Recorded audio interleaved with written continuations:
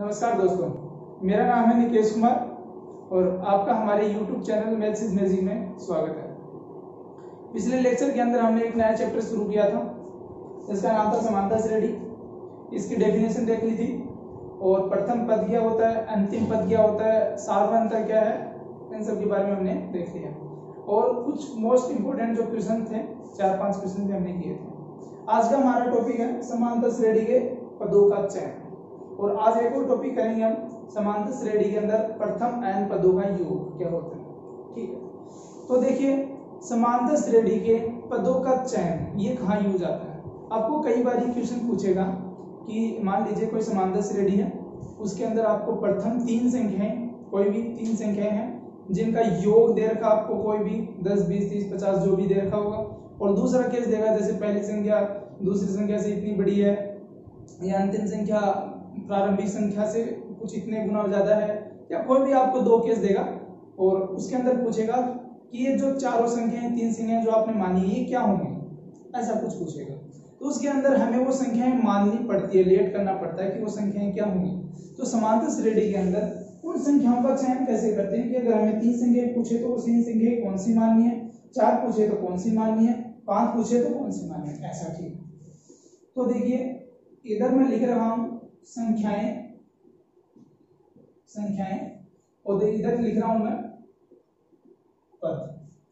ठीक है, अगर मुझे 3 संख्याएं पूछे कि 3 संख्याएं, कोई भी 3 संख्याएं जिनका योग ये है समांतर श्रेणी, तो वो 3 संख्याएं आपको क्या लेनी है, a minus D, a plus D. ठीक है, दूसरा केस जब आपको संख्याएं 4 पूछे कि कोई 4 संख्याएं लेनी है तो उसके अंदर पद कौन से होंगे, तो आपको बीच में लिखना है a minus D, a plus D. अब इसे 2 कम कर देना है, a माइनस 3d और इधर a प्लस 3d। तीसरा, जब आपको संख्याएं 5 पूछे तो 5 लिखे तो क्या आएगा, a minus D, a plus a minus 2d, a plus 2d। जब आपको संख्याएं 6 पूछे तो a minus D, a plus D, a minus 3d, a minus 5d, a plus 3d और a प्लस। देखिए आपको अगर किसी क्वेश्चन में बोले कि आपको कोई 5 संख्याएं लेनी है जिनका योग ये दे रखा है, तो आपको संख्याएं कौन सी लेनी होंगी, a minus 2d, a minus D, a plus D, a plus 2d। तो देखिए जिस प्रकार से मैंने ये लिखा तो आपने क्या समझा, इसीलिए निष्कर्ष निकलता है कि जब विषम संख्याएं हो 3 और 5, जब विषम संख्याएं हो तो उनका जो मध्य बिंदु होगा, मतलब मध्यम टर्म होगी, वो क्या होगा, a होगा। ठीक है, और जो सार्वंतर होगा वो सिर्फ d होगा। देखिए a और a माइनस डी का सार्वंतर क्या है, d, और a प्लस डी में से a घटाएंगे तो भी d, तो इनका सार्वंतर क्या है, d, और मध्य टर्म क्या है, a। लेकिन जब आप सम संख्या लेते हो तो मध्यम टर्म आपके पास 2, a माइनस डी और a प्लस डी। देखिए 6 के अंदर भी a माइनस डी और a प्लस डी, तो इनका जो सार्वंतर चल रहा है वो कितना चल रहा है, माइनस 2d का। a माइनस डी से a माइनस 3d घटा के देखिए, a minus D minus a minus 3d, a minus D minus a plus 3d, e से कैंसिल, 3d से d गया, 3d से d गया प्लस 2d।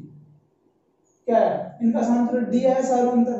तो यही मैं कह रहा हूं, जब विषम आए तो इनका सार्वंतर होगा d, और जब सम आए तो इनका सार्वंतर क्या होगा, जब सम संख्या है तो सार्वंतर क्या होगा, 2d। ये आपने नोट कर लिया। चलिए अब एक इनकी बेस पे एक क्या करते हैं, एक क्वेश्चन देखते हैं। काफी अच्छा क्वेश्चन है और बहुत बढ़िया क्वेश्चन है। 4 संख्याएं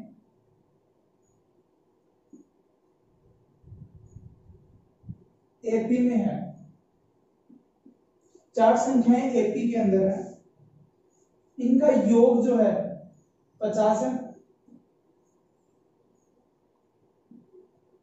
इनका योग क्या है 50 है, और सबसे छोट और क्या है सबसे बड़ी संख्या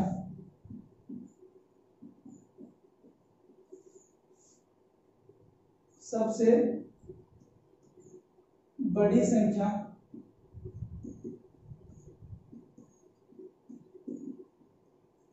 छोटी संख्या की 4 गुनी है, 4 गुनी है, तो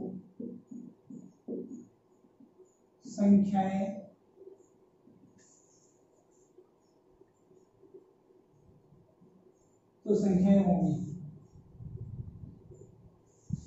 आपको एक पी है जिसमें 4 संख्याएं आपको देखनी है। उन संख्याओं के अंदर आपको क्या रिलेशन दे रखा है कि उनका योग है वो तो 50 होता है, फर्स्ट कंडीशन। सेकंड कंडीशन है कि जो सबसे बड़ी संख्या है वो छोटी संख्या की 4 गुनी है, ये दूसरा केस। दोनों केस को यूज करके आपको क्या निकालनी है वो संख्याएं। तो देखिए 4 संख्याएं, मैंने आपको क्या बताया था, अगर 4 संख्याएं हैं तो वो संख्याएं क्या माननी है, माना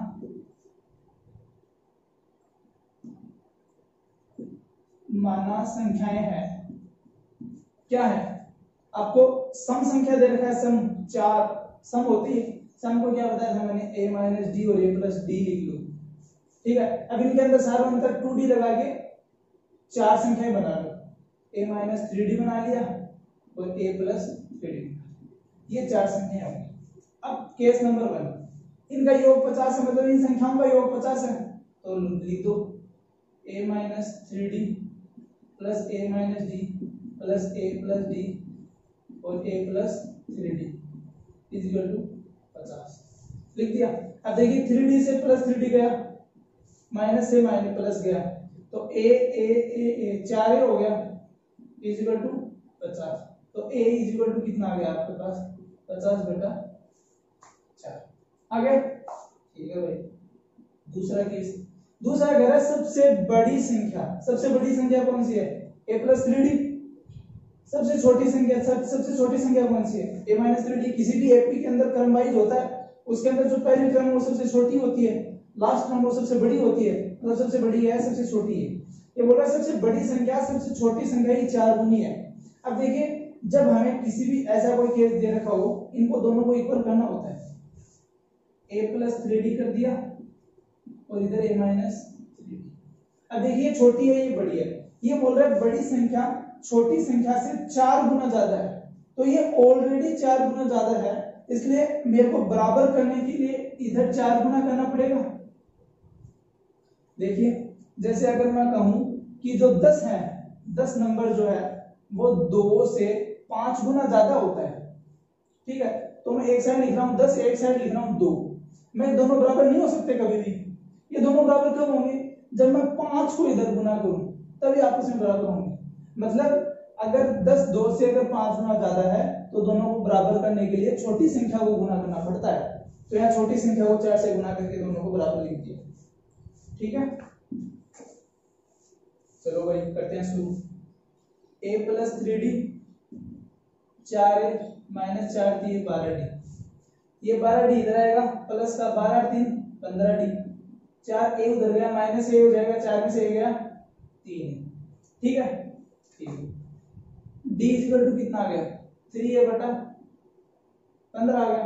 अब देखिए ये a है बच्चों, 3a बटा 15 आ गया। अभी a की वैल्यू मैंने क्या निकाली है 50/4, 3 बटा 15 इंटू 50 बटा 4, देखिए 3 पंजो 15 और 5 को 10 से 50, तो मेरा d कितना आया 10 बटा 4 आ गया। देखिए a आ गया 50 बटा 4, d आ गया 10 बटा 4, संख्या में a और d तो है, मैं चारों संख्या निकाल सकता हूँ, बिल्कुल निकाल सकता हूँ। इसको साफ करना, नोट कर लेना वीडियो पॉज करके। तो देखिए a माइनस 3d का मतलब होता है a की वैल्यू थी 50 बटा 4, फर्स्ट संख्या a की वैल्यू थी 50 बटा 4 माइनस 3, d की वैल्यू कितनी थी 10 बटा 4, तो क्या आ गया 4 लघुत्तम 50 माइनस 30 इज इक्वल टू 20 बटा 4 5। दूसरी संख्या a minus b, a minus d, a की वैल्यू कितनी थी 50 बटा 4, d की वैल्यू कितनी थी अभी 10 बटा 4, तो 4 लघुत्तम ले लिया, 50 से 4 गया 40, 10 गया 40, आगे 10। तो देखिए आप लिख सकते हो सीधा, आपको पता है अगर 5 है ये 10 है तो 5 का डिफरेंस चल रहा है, तो अगले में फिर से 5 जोड़ दो 15, फिर से 5 जोड़ दो 20। तो ये आपके पास 4 संख्याएं होंगी। ठीक है, ये अगर आप निकालना चाहो तो निकाल सकते हो, आपके पास यही आंसर है। इस प्रकार हमारा ये टॉपिक कंप्लीट होता है। इसके अंदर हमने देखा कि अगर कोई संख्या पूछे तो उनको कैसे सोल्व किया जाता है। अब पढ़ते हैं समांतर श्रेणी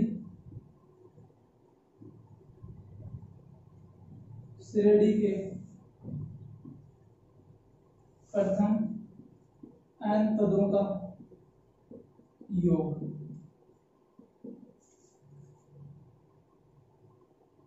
सम of first n term in AP.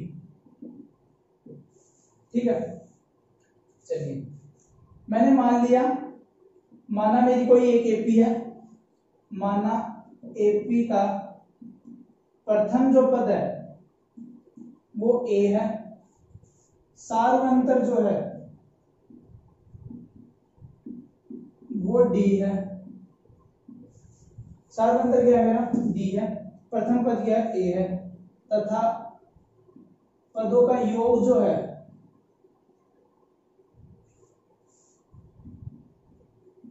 योग एस है।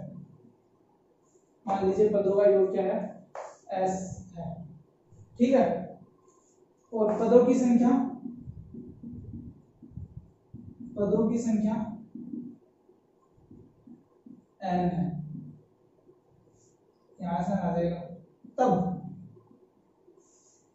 देखिए अब मेरे को एस एन निकालना है, क्या एस एन बनेगा? तो पहले तो मैं एपी निकालता हूं कि मेरी एपी क्या होगी। मेरी एपी क्या होगी, पहला पद मेरा ए है, दूसरा मेरा क्या होगा ए प्लस डी। मैंने आपको व्यापक रूप बताया था समांतर श्रेणी का, समांतर श्रेणी का व्यापक पद ये होता है। ठीक है, ए प्लस 2d ऐसे टिक टिक टिक चलता रहेगा, लास्ट में क्या आएगा a plus n minus 1 into D. ये मैंने आपको बताया, ये समांतर श्रेणी है। चलिए अब एसएन निकालना है मेरे को। एसएन क्या होता है, समांतर श्रेणी के प्रथम n पदों का योग। ये n पद हो गए, इनका योग मतलब a plus D plus a plus 2d। तो चल ये क्या हो गया n माइनस 1 इंटू डी। आ गया, ये मेरी समीकरण नंबर 1। ठीक है, अब मैं एक बार इसको ऊपर से हटा रहा हूं, नीचे से क्या नहीं है, इसको नोट कर लेना।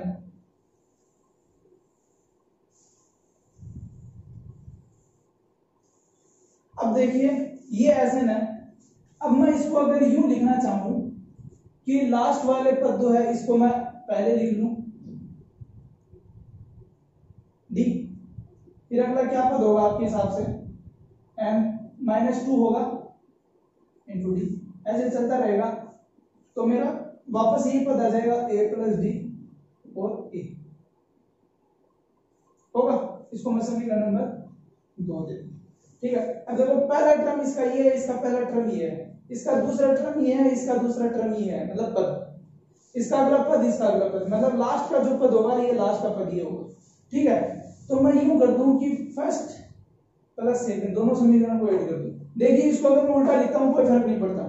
अगर 10 इज इक्वल टू 6 प्लस 4 लिख दूं या 4 प्लस 6 लिख दूं, कोई खास फर्क नहीं पड़ता, दोनों का योग 10 ही हो रहा है। ठीक है, अगर मैं ऐड करूं तो इधर एसएन है, इधर भी एसएन है, तो ये भी जुड़ेगा आपस में, तो एसएन और एसएन कितने हो जाएंगे 2 एसएन। अब देखिए ये पहला टर्म ए है, ये क्या है, ये पूरा टर्म पहला ये है, इसके अंदर पहला ये है, दूसरा ये है, ऐसे चलता रहेगा। ठीक है, तो इसका पहला टर्म इसका पहला टर्म आपस में ऐड होंगे, तो ए और ए 2a plus n minus 1 into D. ठीक है भाई, अब इसका अगला टर्म क्या है, अगला पद है ये a plus n minus 2 into D. इसका अगला क्या है a plus D, a plus D जोड़ दिया, अच्छा चलता रहेगा। इसका लास्ट क्या है a प्लस, इसका लास्ट क्या है ये, तो a और a 2a plus n minus 1 into. आगे नीचे वाले को साफ कर रहा हूं। तो देखिए 2SN यहाँ क्या आ गया 2A plus n minus 1 into D, ठीक है, प्लस इधर से देखिए a और a 2a, इनमें d कॉमन हुआ, ये d है ये d है, d कॉमन हुआ तो क्या आएगा n माइनस 2, इधर से 1 n माइनस 2 प्लस 1, तो माइनस 2 से प्लस 1 गया तो क्या बच गया माइनस का 1, माइनस का 1। देखिए 2a plus n minus 1 into d, यहाँ भी 2a plus n minus 1 into d, आगे लास्ट के अंदर भी यही आएगा 2a plus n minus 1 into d आ गया। तो ये क्या है n टाइम आ रहा है, n बार आ रहा है, तो मैं इसको लिख लूंगा n से गुणा करके 2a plus n minus 1 into D, इधर क्या है 2s, तो मेरा S N is equal to क्या आ गया n बटा 2 into 2a plus n minus 1 into D. ये मेरा एस एन का फॉर्मूला है, यानी मेरे को पहले n पदों का अगर योगफल पूछे तो मैं कहूंगा S N is equal to n बटा 2, यहाँ n की वैल्यू कुछ भी रख सकते हो जितने पदों की पूछे, ठीक है, समझ में आएगा। अब देखो मेरा एस एन आया n बटा 2, 2a को लिख दूंगा a plus a n minus 1 into d. अब मेरे को एक बात तो ये क्या होता है an होता है, मैंने आपको पहले लेक्चर में बताया था an इज इक्वल टू ये होता है, तो मैं इसको लिख सकता हूँ n बटा 2 a प्लस an, जहां पे an क्या है अंतिम पद है, AP का अंतिम पद है। तो Sn का दूसरा फॉर्मूला क्या बन गया, दूसरा कि जब आपको an अंतिम पद दे रखा हो AP के अंदर, तो उसके अंदर आप सीधा an की वैल्यू रख दो, तो ये क्या हो जाएगा n बटा 2 a प्लस an, ठीक है। चलिए अब देखिए इसके अंदर एक इंटरेस्टिंग चीज बताता हूं आपको। इंटरेस्टिंग ये है कि जैसे ये आपकी थी a1 a2 a3 an, ये आपकी कोई AP है, ठीक है। तो देखिए S1 इज इक्वल टू क्या होता है a1, क्योंकि पहला टर्म तो S1 1 रखोगे आप, तो 1 रखोगे तो क्या होगा, ये तो 1 हो जाएगा, a प्लस a2, a2 से 2 कट गया a आएगा, यानी S1 इज इक्वल टू क्या होता है a1 होता है। S2 क्या होता है दो पदों का योग, दो पद तो यही है सिर्फ a1 प्लस a2। अब देखिए मैं क्या लिख सकता हूं इसको, S2 is equal to a1 की जगह मैं S1 लिख सकता हूं S1 प्लस a2। अब मेरा a2 इज इक्वल टू क्या आ गया S2 माइनस S1 आ गया, a1 is equal to S1 आ गया, S2 इज इक्वल टू क्या आ गया a2 माइनस S1, ठीक। अब मैं S3 लिखूं, S3 क्या होगा तीन टर्मों का योग, यानी a1 plus a2 plus a3। अब यहाँ पे a1 प्लस a2 जो मैं इसको क्या लिख सकता हूँ S2, यानी S2 प्लस a3, तो मैं इसे ये कह सकता हूँ कि a3 इज इक्वल टू क्या होगा S3 माइनस S2, कि S2 इधर से ले जाएगा S3 माइनस S2 आ गया। इसका मतलब ये हुआ कि यहां पर अगर मैं आपको an पूछूं तो यहाँ 3 था तो 3 यानी Sn आएगा माइनस 3 में से एक कम हो गया यहाँ पे, मतलब Sn माइनस। ये भी एक बहुत अच्छा आपका एक सूत्र है, आप इसको भी याद रखना। ये कब काम आता है, जब आपको कोई भी Sn दे रखा हो, इसके अंदर आपको अगर सीधे पद निकालने हो, तो जैसे आपको a2 निकालना हो तो आप Sn के अंदर 2 रख दो, n की जगह एक बार 1 रख दो, तो S2 माइनस S1 करके आप a2 निकाल सकते हो। अगर आपको a10 निकालना है तो आप S10 माइनस S9 निकाल सकते हो, यानी जो पद निकालना हो उसको इस क्रम में लिख के तो निकाल सकते हो, ठीक है, नोट कर लेना। चलिए तो एक दो क्वेश्चन देख लेते हैं।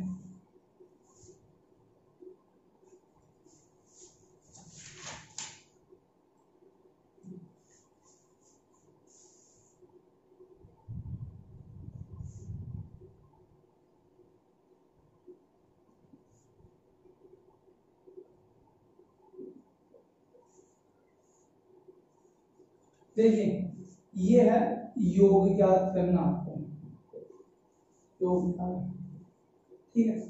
चलिए शुरू करते हैं।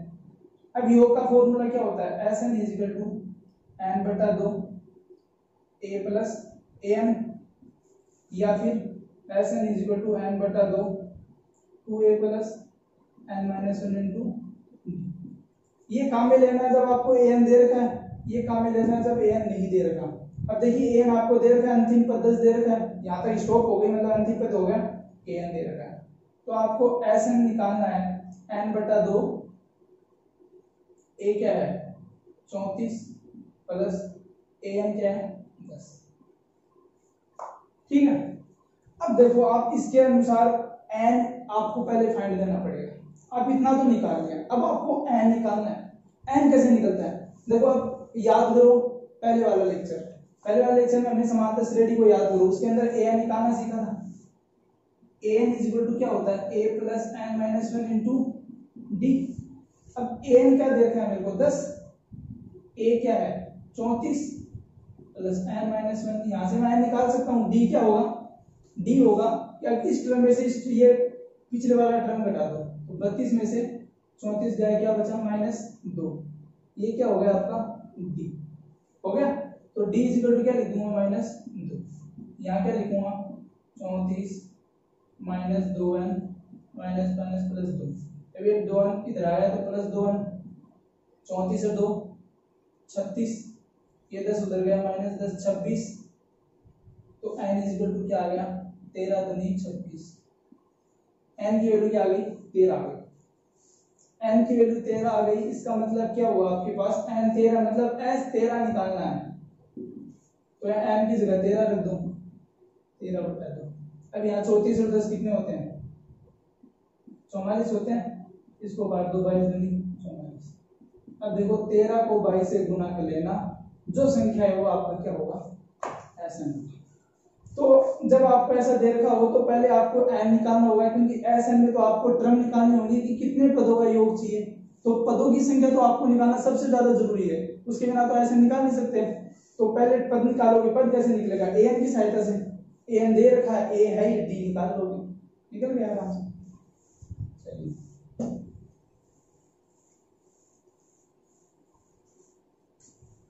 अगला क्वेश्चन,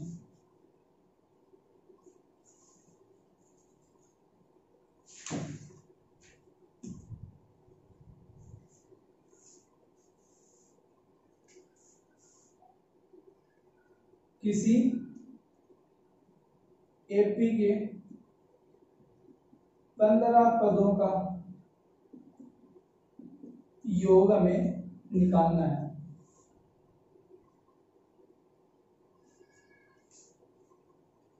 जिसका nवां पद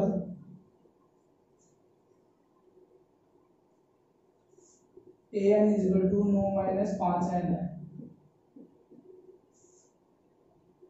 देखो किसी एपी का प्रथम 15 पदों का योग निकालना है, जिसका nवां पद यानी an इज इक्वल टू देगा आपको 9 माइनस 5n। तो देखो पहले n बराबर 1 रखोगे आप, क्योंकि आपको a1 a2 a3 पहले पद तो निकालोगे एपी के क्या है, तो पहले पद निकालोगे a1 रखोगे तो 9 माइनस 5 इज इक्वल टू क्या बचता आपके पास 4। अब आप a2 रखोगे तो 9 माइनस 5 दूनी 10 माइनस 1, a3 निकालोगे आप 9 माइनस 5 दिए 15 माइनस 6।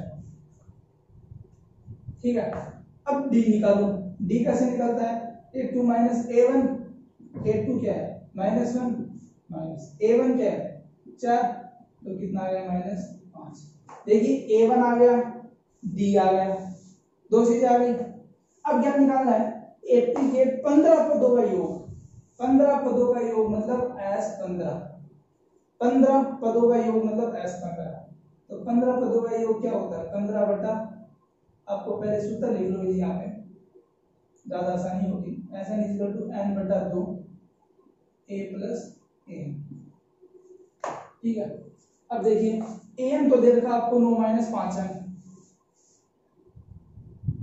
n बटा 2 a प्लस 9 माइनस 5 है। ठीक है, अब आपको क्या निकालना है, आपको निकालना 15 पदों का योग यानी s15, n की जगह 15 रख दो, 15 बटा 2 a क्या आपके पास 4, अभी निकालिए a1 4, plus 9 minus 15 into N की वैल्यू कितनी है 15। अब इसको सोल्व कर लो। 15/2, 9 और 4 13, 13 माइनस 15 5 75। तो ये आएगा कुछ 5 में थे 62, 15 इंटू माइनस के 62/2। इसको आगे आप सोल्व कर लेना, इसको गुणा करके 2 का भाग। तो इस तरह से आपका 15 पदों का योग निकल गया। एन वा पद दे रखा था तो पहले a1 a2 d ये सब फाइंड कर लो। फिर आपको एसएन का फॉर्मूला पता है, फॉर्मूले के अंदर वैसा में सारी वैल्यू पुट कर दो, 15 पदों का योग आ जाएगा। ठीक है, अब एक आखिरी क्वेश्चन करते हैं।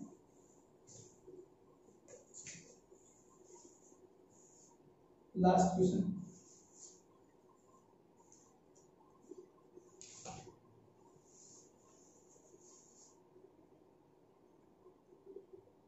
किसी एपी के 7 पदों का योग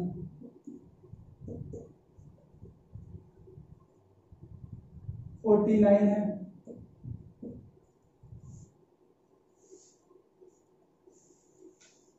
तथा 17 पदों का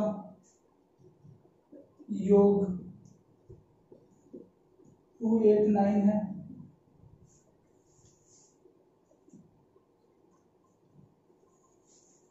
तो उसके प्रथम n पदों का योग होगा।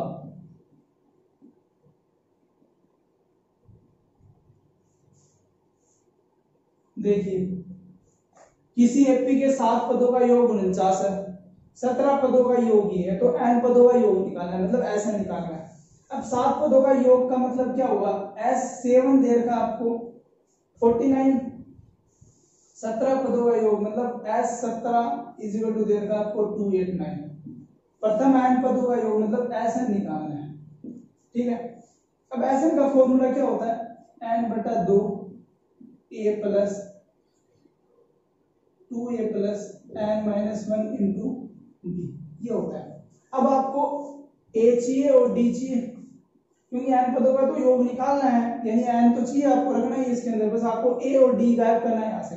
a और d यहाँ से निकलेगा, ये कहाँ से निकलेगा, देखो S7 को क्या ले सकते हो आप, पहले तो Sn का फॉर्मूला क्या होता है, n/2 a plus 2a plus n-1 into d। ठीक है, इज इक्वल टू 49। अब देखो जहां n है वहां 7 रख दो, 7/2 2a प्लस 7 यहाँ रखा, 7 में से बन गया 6d आ गया, इज इक्वल टू 49। अब ये 2 उधर जाएगा, 2a प्लस, अब यहाँ से चलो a कॉमन 2 कॉमन ले लो, अंदर से 2 कॉमन लिया तो क्या आया a प्लस 3d। अब देखिए 2 से तो 2 कैंसिल, 7 का भाग उधर देंगे तो a plus 3d is equal to क्या आ गया, 7 का भाग देंगे 49 में तो 7 ही आएगा। ये आपके पास एक पहली समीकरण आ गई। अब इसको सोल्व करते हैं। तो देखो S17 वो इसी के अंदर 17 रख दूं मैं, इनकी जगह 17/2 2a प्लस 17 में से गया 16d बराबर 289। तो 17/2 अंदर से मैं 2 कॉमन लूंगा तो क्या आएगा 8 प्लस 8d 289, 2 से 2। अब 17 का उसमें भाग दे दूंगा, a plus 8d is equal to 289/17। 17 का भाग दूंगा तो क्या आएगा, 17 एकम 17, 8 9 19 आएगा।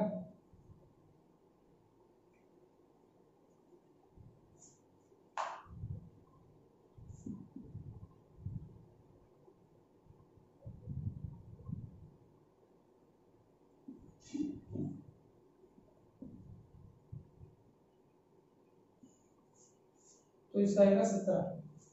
ठीक है, 2 समीकरण आ गई आपके पास, a प्लस 8d। अब दोनों इक्वेशन को क्या करना है, आपको सोल्व करना है। तो सोल्व करने के लिए मैं ऊपर वाला मिटा दूं, चलो मिटा दूं। अब एक समीकरण है मेरे पास a plus 8d equal to 17, दूसरी क्या है a plus 3d equal to 7। चलो मैं इसको हटा दिया। अब दोनों को आपस में माइनस कर दूंगा, तो ये इससे कैंसिल, 8 में से 3 गया 5d, 17 में से 7 गया 10, d इक्वल टू क्या आ गया मेरे पास 2।